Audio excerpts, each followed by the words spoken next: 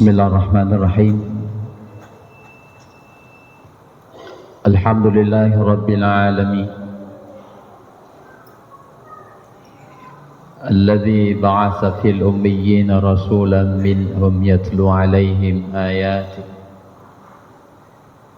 wa yuzakkihim wa yu'allimuhumul kitaba wal hikmah wa in kanu min qablu lafi dhalalin mubin.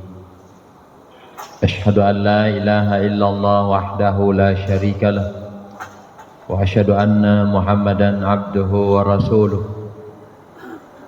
Allahumma salli ala habibika sayyidina Muhammadin wa ala alihi wa ashabihi ajma'in. Ma ba'd, faqad qala Allah ta'ala fil Qur'anil Karim wa huwa asdaqul qailin. A'udzu billahi minasy syaithanir rajim.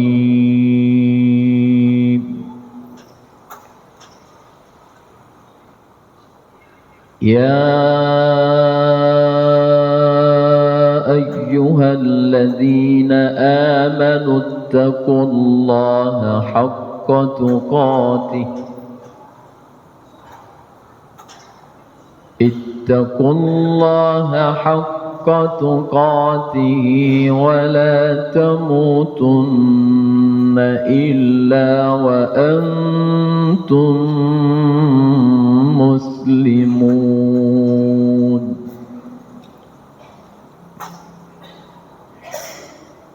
Ya ayyuhalladzina amanu ittaqullaha wal tanzur nafsum ma qaddamat lighadin wattaqullaha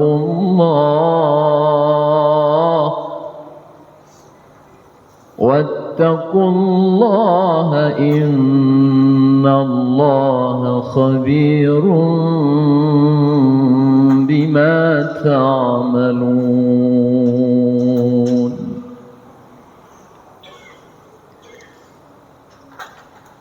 Faqala Nabi sallallahu alaihi wasallam,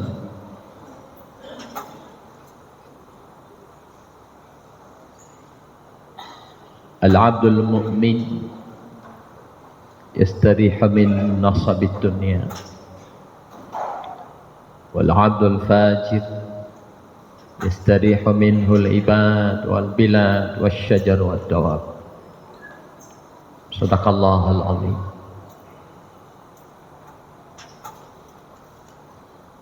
Jamaah Jumat kaum muslimin, saudara-saudaraku yang sama-sama mengharapkan ridha Allah Subhanahu wa taala. Alhamdulillah, pada Jumat siang hari ini kita mendapatkan karunia dari Allah untuk hadir berkunjung ke rumahnya, menjadi tamu-tamu Allah, memberikan apa yang menjadi hak-hak Allah. Semoga segala bentuk persembahan kita kepada Allah, Allah ridho, dan pada akhirnya nanti segala bentuk persembahan kita Allah akan kembalikan dalam wujud yang lain.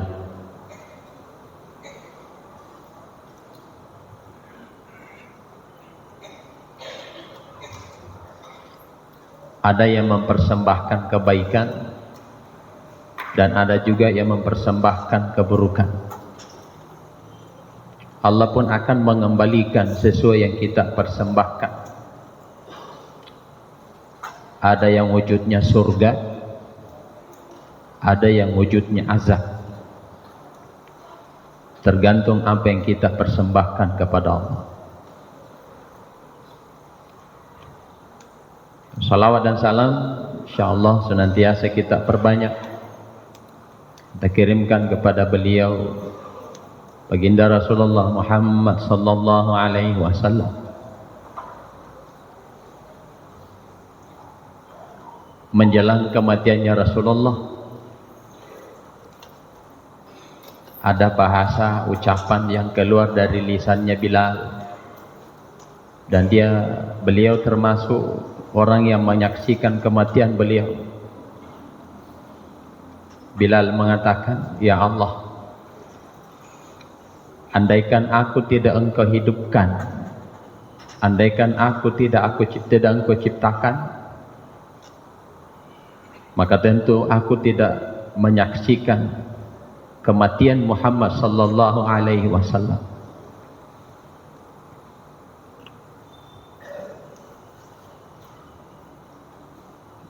Bilal tidak mau menyaksikan kematian Rasulullah.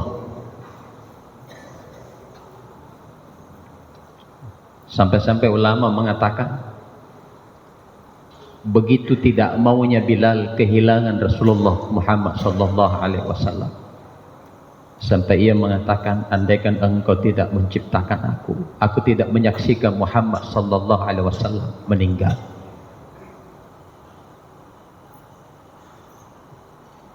Lalu bagaimana nanti dengan kita yang suatu saat juga akan meninggalkan dunia?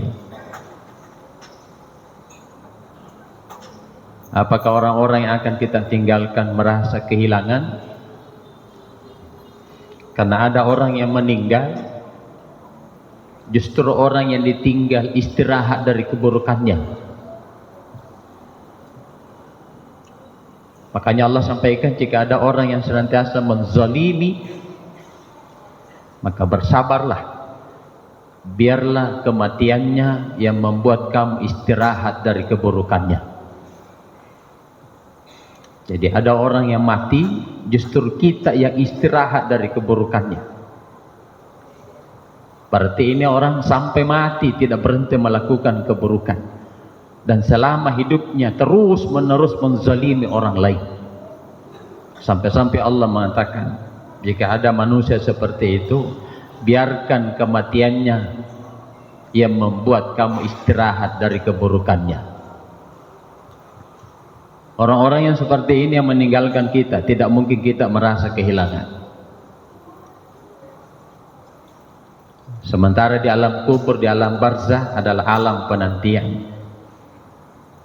Alam di mana kita menanti, menunggu. Apa yang kita tunggu? Doanya orang-orang yang kita tinggalkan.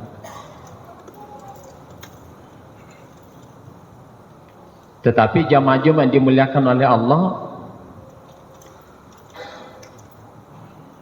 sementara orang yang dizalimi lalu tertanam sifat-sifat baik dalam dirinya, ia pun akan mengatakan, ya Allah, jika si fulan Engkau masukkan ke dalam neraka karena kezalimannya, karena dosa-dosanya kepadaku, maka ya Allah tidak apa-apa, aku rela memaafkan semua kesalahannya, agar Engkau tidak membakarnya di akhirat, agar Engkau tidak menghukumnya di akhirat.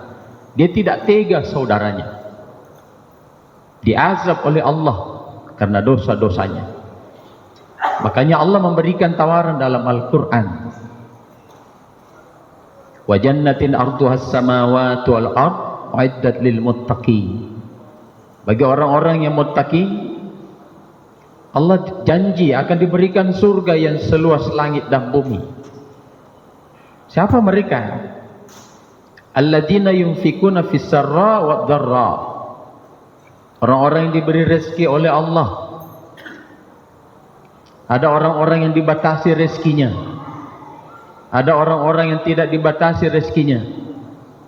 Tapi alladzina yunfikuna, baik ia tidak dibatasi maupun ia dibatasi oleh Allah rezekinya, sudah tertanam dalam dirinya, senang menolong, senang memberi.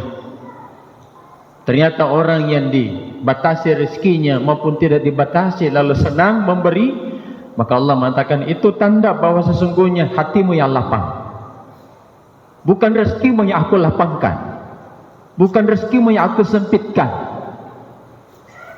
Jika kamu senang menolong hamba-hambaku, maka itu tanda bahwa sesungguhnya hatimu yang lapang. Makanya Allah katakan, siapa yang hatinya lapang semasa hidupnya, maka Allah akan memberinya surga lebih lapang, lebih luas lagi daripada luasnya hatinya, lapangnya hatinya. Makanya Allah bahasakan di ayat itu, wa jannatin arduhas samawati wal ardh, surga yang seluasnya seluas langit dan bumi. Artinya siapa yang lapang hatinya menolong, memberi, suka menolong, suka memberi, Allah katakan itu gambaran hatimu sudah lapang. Dan kalau sudah memiliki hati yang lapang, maka Allah mengatakan, aku akan memberimu surga yang lebih luas dari hatimu, yang lebih lapang daripada lapangnya hatimu. Apalagi yang kedua, alladzina yunfikuna fis sarra wad dharra wal kadhiminal ghaidh. Apalagi yang kedua yang Allah tawarkan sebagai gambaran bahwa hati ini lapang. Wal kadhiminal ghaidh. Dia termasuk orang yang mudah melawan amarah. Banyak orang yang rajin sholat tapi gampang marah. Banyak orang yang rajin sujud tapi gampang marah.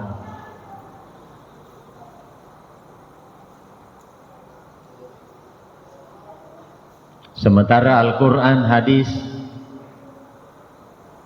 mengingatkan kita semua, tahukah kamu amarah itu? Lihatlah api dengan kertas. Begitu mudahnya kertas terbakar dengan api, maka jauh lebih mudah terbakar amal-amalmu dengan api amarahmu. Makanya Allah tawarkan tadi, wal kadhiminal ghaidh. Jadilah manusia yang mampu melawan amarah. Dan ini tidak mudah. Melawan amarah ini amalan batin. Kalau ini rukuk sujud kita ini amalan zahir. Lebih gampang amalan zahir ketimbang amalan batin. Lebih gampang orang diajari salat daripada diajari melawan amarah. Bahkan Rasulullah dulu ditanya, ya Rasulullah, apa yang dilakukan supaya mudah masuk surga? Apa Nabi jawab? Jangan marah.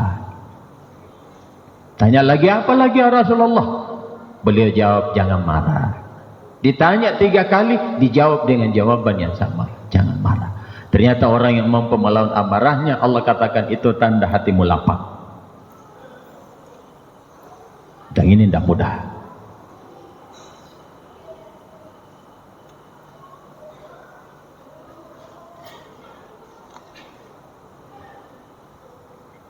Bagaimana marahnya dulu iblis.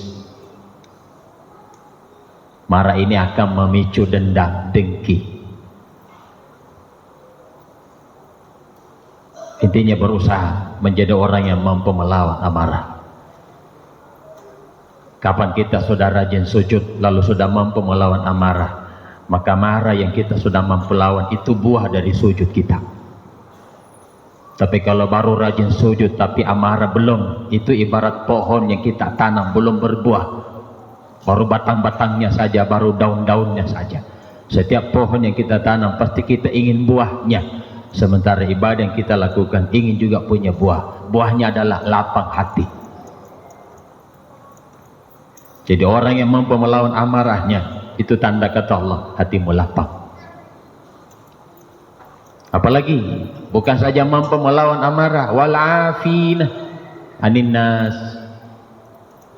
Dia termasuk orang yang mudah memaafkan kesalahan orang lain. Mudah maafkan orang. Tidak ada bahasa nanti di akhir kita baku atur. Orang bodoh kalau dia bicara seperti itu. Semakin kita banyak bermasalah dengan orang lain, maka semakin besar urusan kita di akhirat. Biarlah kita urusan kita di akhir hanya urusan dengan Allah, tidak ada lagi urusan dengan orang lain.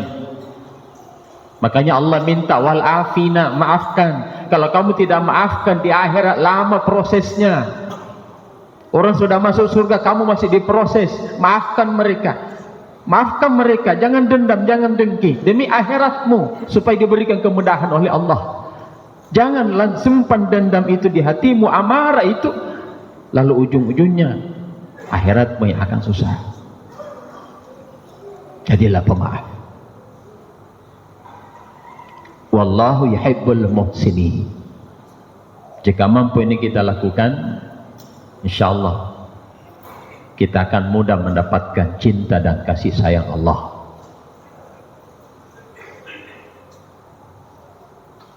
Yang kedua,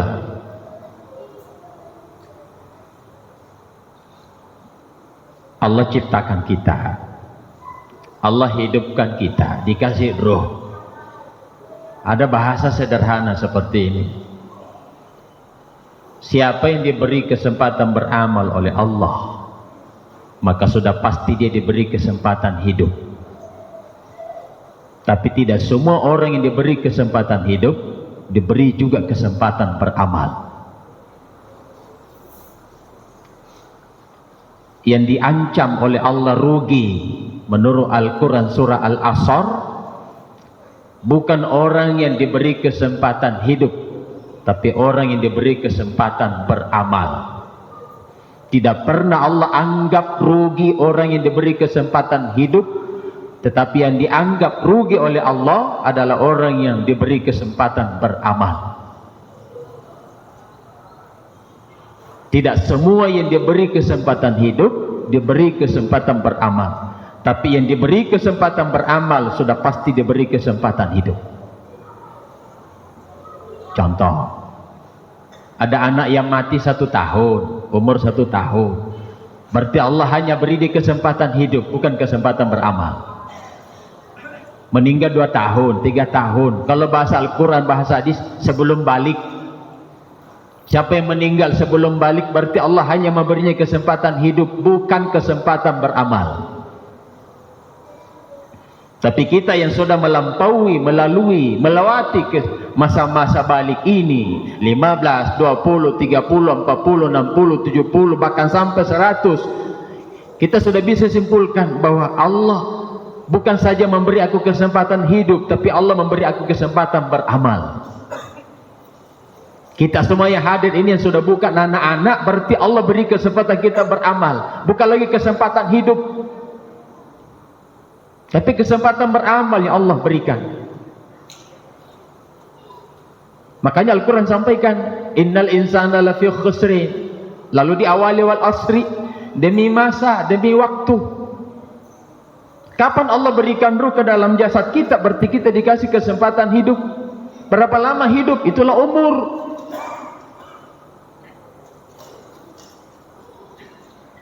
Tapi kapan kita sudah lalui masa-masa balik, sudah bukan lagi anak-anak, berarti kita sudah masuk masa kesempatan kita beramal. Ini hari Jumat, kesempatan beramal. 5 kali sehari semalam kesempatan beramal. Kalau itu tidak kita lakukan, baru Allah katakan lafi khusri, kamu sudah aku anggap rugi. Kenapa dianggap rugi?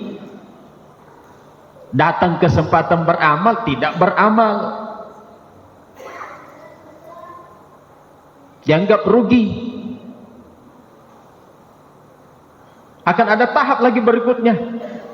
Selama dia sia-siakan kesempatan beramal, maka selamanya dianggap rugi. Tapi Allah mengatakan, saya belum putus asa, kau masih punya modal. Apa modalmu? Masih ada iman di hatimu. Kamu masih menganggap aku Tuhanmu, walaupun kamu rugi. Nah, di penghujung umurnya nanti, jika lisannya sudah tidak mengucapkan la ilaha illallah, hatinya pun sudah hilang keimanan dalam dirinya, maka Allah mengatakan, kamu bukan lagi rugi, celaka. Jadi kalau kita dianggap rugi, masih ada peluang baik. Tapi kalau sudah dianggap celaka, Allah katakan aulalaka fa'aula summa aulalaka fa'aula. Celaka, celaka, celaka, sungguh celaka.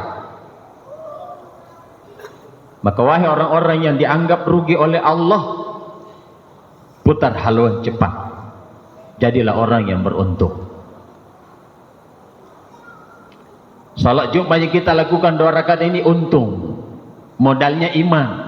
Kita datang semua dalam keadaan beriman sama Allah, itu modal bawa masing-masing. Jadi kalau bicara modal bawa masing-masing, bicara untung ini yang beda sebentar. Tadi ada yang masuk ke masjid tahiyatul masjid sudah untung 1.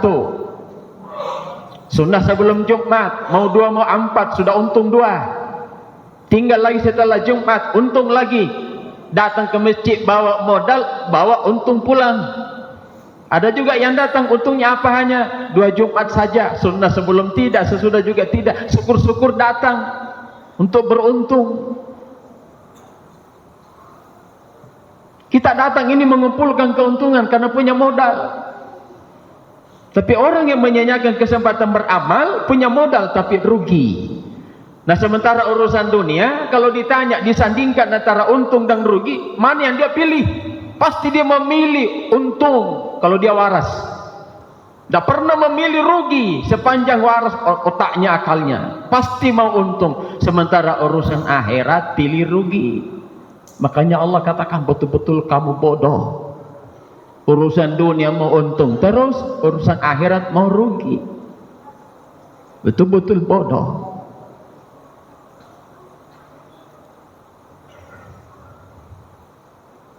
Jadi jamaah-jamaah dirahmati Allah, itu pun kita sudah beruntung banyak. Allah pun sampaikan dalam Al-Quran, wa basyiril ladzina amanu wa amilus salihat anna lahum jannat. Gembirakan hamba-hambaku Muhammad yang beriman, yang punya modal lalu melakukan amal soleh, aku janji surga. Aku janji surga. Ternyata Allah katakan, wahai hamba-hambaku yang beriman, yang beramal, yang punya amal soleh, ketahuilah surga itu bukan tempatnya orang yang amalnya banyak, tapi tempatnya orang yang amalnya diterima. Oh ternyata banyak saja belum tentu, untung banyak saja belum tentu, apalagi untung sedikit. Maka idealnya orang yang beriman lalu untung banyak, Allah minta usahakan beruntung banyak, punya untung banyak lalu diterima. Karena surga itu tempatnya bukan orang yang amalnya banyak, tapi mereka yang amalnya diterima. Bukan yang amalnya banyak, tapi yang diterima amalnya. Maka berusaha kita, jika sudah punya untung banyak, bagaimana caranya supaya Allah terima? Dan ini kita tidak tahu. Tapi ada fikih yang menjelaskan apa syaratnya, apa rukunnya.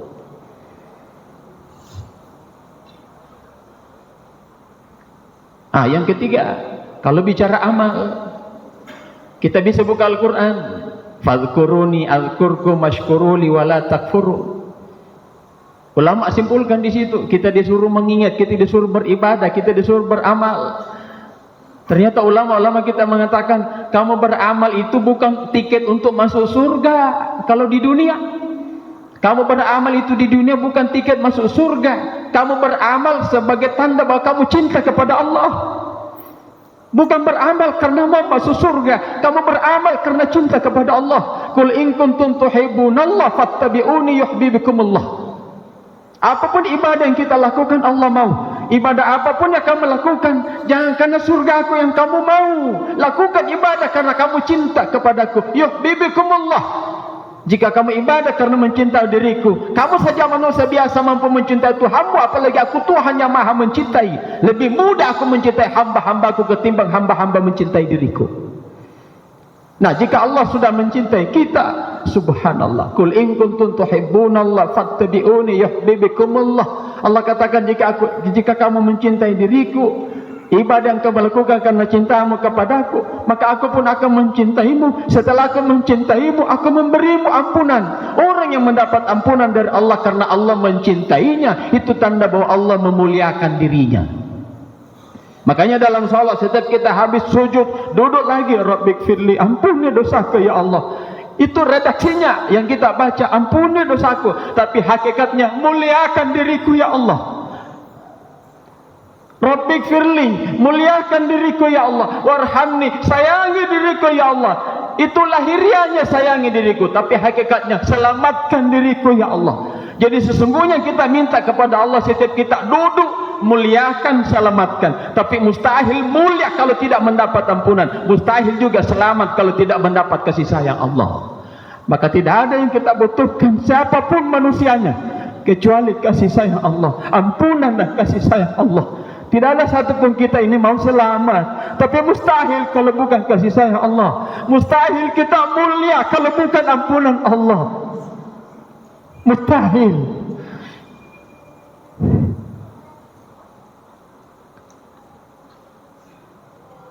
Jamaah Jumat dirahmati Allah.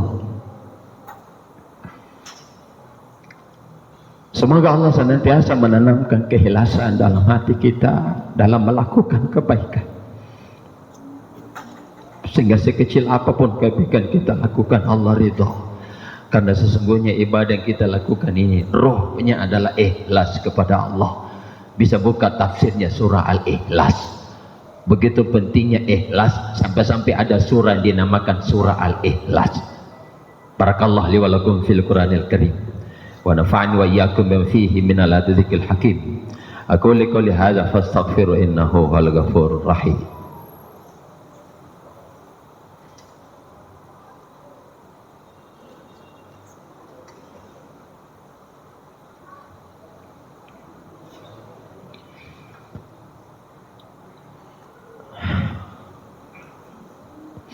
Bismillahirrahmanirrahim. Alhamdulillahi rabbil alamin.